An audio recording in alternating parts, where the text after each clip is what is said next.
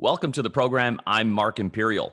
This segment's being brought to you by booksgrowbusiness.com. It's the place where busy entrepreneurs, professionals, and business owners publish to grow their businesses and to leave a legacy. We're doing a series of spotlights on remarkable experts across the country and even in your town. And joining me today is a real estate expert. On this segment, joining me is Bryce Garris. He's with Covenant Realty. Bryce, welcome to the program. Hey, thank you for having me, Mark. Bryce, tell me a little bit about your work and the types of clients that you really specialize in helping. So right now, I couldn't really classify myself as an expert. I'm brand new to the game of real estate. My brother-in-law talked me into it, who I work for in our brokerage. He talked me into it. I lost my job through COVID, and when I was in Florida, I moved back to Louisville and then I started getting into it. And then once I got into it, I was like, wow, like this is awesome. I love this profession. Like I can do something seriously awesome within this business. It suits me. It's exactly what I needed. And but right now, through the process of beginning the business, I'm really looking to get into a market with first time home buyers, people that I can help, especially in our market in Louisville, in the country. It's a seller's market. There's low inventory everywhere. People are going crazy trying, offering as much as they can to get into the house that they want. So first-time home buyers who really have no idea what the process of buying a home is actually like. I'm really trying to get that niche and going with them so I can really help them to get into the house they want. That's fascinating. Yeah, because I've spoken to realtors across the country. Curious, in Louisville, how has the pandemic affected that marketplace? Like what happened right in the beginning and what does it look like today? Man, so there's about from 2 years ago or so to now, there's probably about 2,000 less houses for sale on the market than there what right now, right at this moment. Houses on average are probably selling than the first day or two that they're, put on the market, which Is is that because ridiculous. people just are not moving anymore? They're just They're staying not put. moving, and because, that's the thing. If you want to sell your house, it's a really good time to put your house on the market right now because you can get top dollar. There's buyers out there like crazy, but where are you going to go? Where are you going to go? That's the big question. That's why a lot of people are hesitant to put their house on the market right now and move. That and COVID, a lot of people are scared they can get sick. They don't want to be in contact with people as much as they used to do. And, yeah, that's the main catalyst of it. Just such low inventory, but you can get top dollar for your house right And now. it sounds like you're in a really attractive place during to live. Like I'll tell you, I'm in the suburbs of Chicago and everyone's exiting Illinois. They Yeah, want out of here. So they're probably going to places like yours. So that's like the opportunity.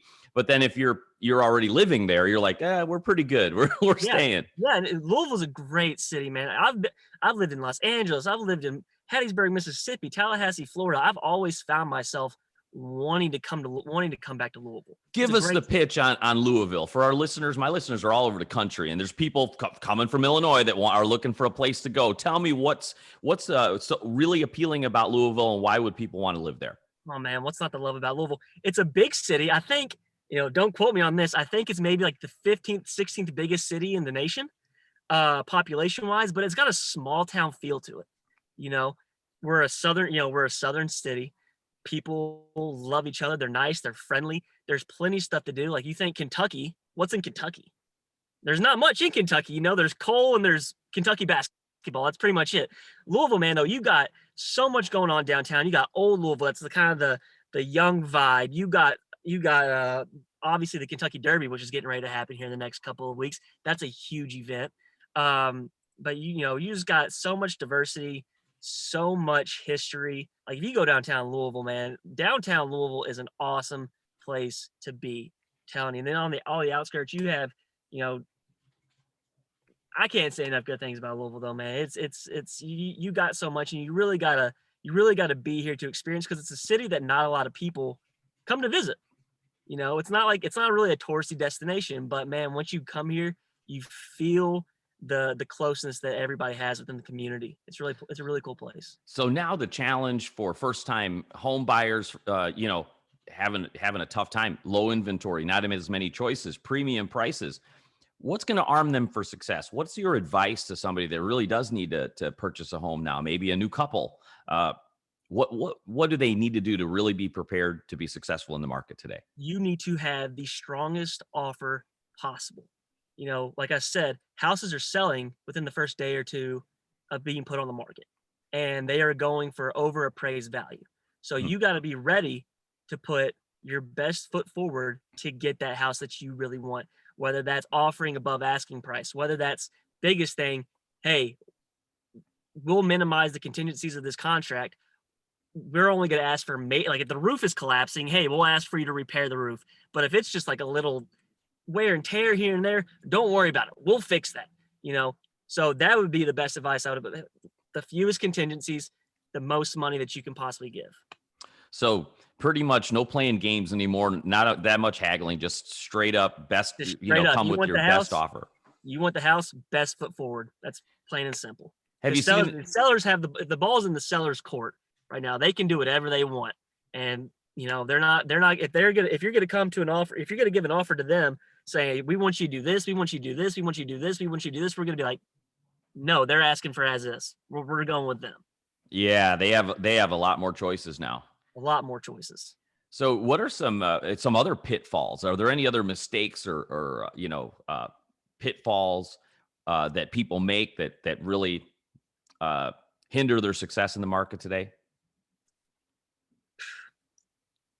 Not having a good realtor in this market is detrimental.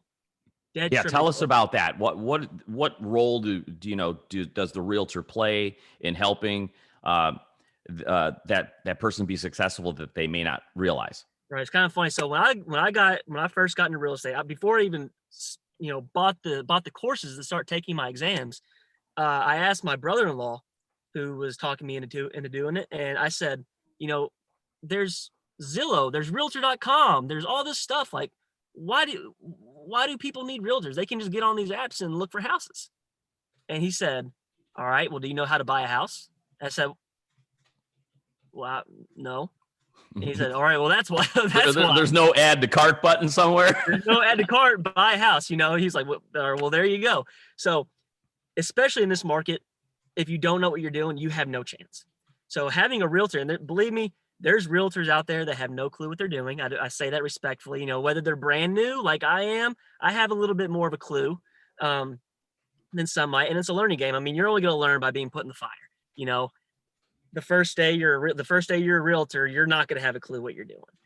So it's trial by fire. But if you have somebody in your corner that doesn't know how to negotiate, doesn't know how to read a contract, that's a big one. Who doesn't know how to read a contract, you're not going to get the house that you want. You're not going to win the offer.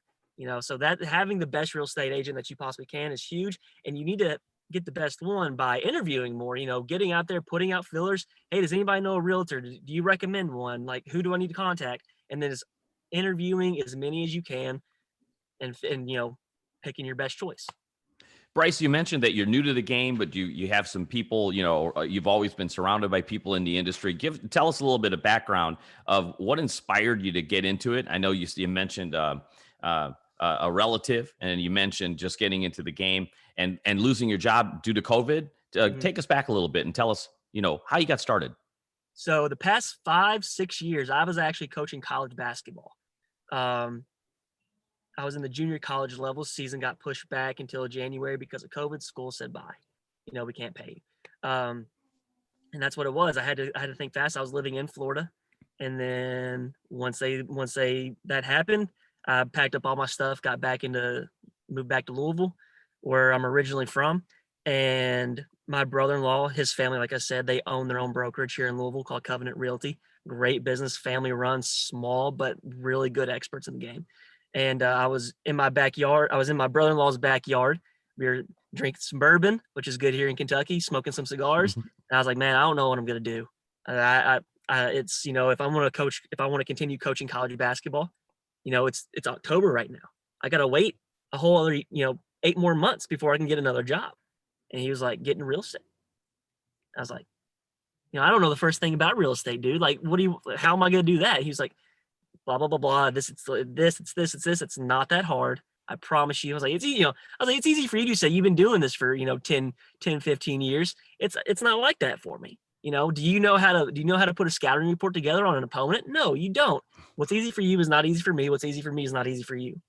And I had some challenges with it when I first started. I mean, oh my gosh, I was stressed out to the max. Saying, I don't know what any of this. I thought the real estate course was going to be, this is what a ranch style house is. This is what a Victorian style house is, not contract law and agency issues and everything like that. So I was like, oh my gosh, I don't know what I'm getting into. So I was really discouraged at first, but I put my best foot forward. I really tried to sit there and absorb everything that was being taught to me, and eventually just, got the hang of it. But yeah, coaching college basketball to real estate was a big life change. But when you really sit there and think about it, it's one and the same. It's connecting with people. It's relational. Just knowing as many people as you possibly can, because that's what's going to help you in the long run. But just really being genuine and authentic with those relationships, which is something that I feel like I am pretty well addressed at.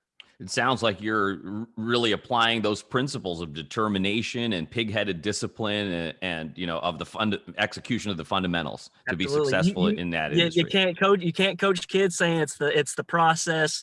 It's, if it doesn't work right now, you just quit. You can't do that. So, you coach that stuff for 6 years to 18, 19, 20-year-old kids. And then when it finally applies to you, you just got to, give up and fold. No, you can't do that. You got to just keep on going, because you're going to live life. If you're going to be alive, you might as well put your best foot forward and do your best. So, and winners win. That's what you know how to do. Bryce, for folks listening right now that, hey, I'm thinking about Louisville or could use your help, how do they connect with you, learn more, and potentially work with you? Absolutely. So I'm on Facebook. I'm on Instagram. My names are Bryce Garris. There's nothing tricky. It's not expert realtor 5000.com. It's Bryce Garris on Instagram and Facebook. My email is bryce@covenantsold.com, and that's Bryce with a Y, not an I, because people who have I in their name is Bryce, I don't like those people. But bryce@covenantsold.com is my email. Heck, my phone number is 270-945-7656. I give that out to everybody. I don't care who has it. And I'm 24/7. You call me at 4:00 in the morning, I'm answering the phone. That's just who I am. Awesome. So, Bryce, I really appreciate you taking the time and telling us a little bit about the market there in Louisville, and I wish you continued success for you, for Covenant Realty, and for all of your clients. Yeah, I appreciate that, Mark. Thank you so much for having me. Bryce Garris, Covenant Realty. This segment's been brought to you by booksgrowbusiness.com. It's the place where busy entrepreneurs, professionals, and business owners publish to grow their businesses and to leave a legacy. That's all for now. I'm Mark Imperial, and thanks for tuning in.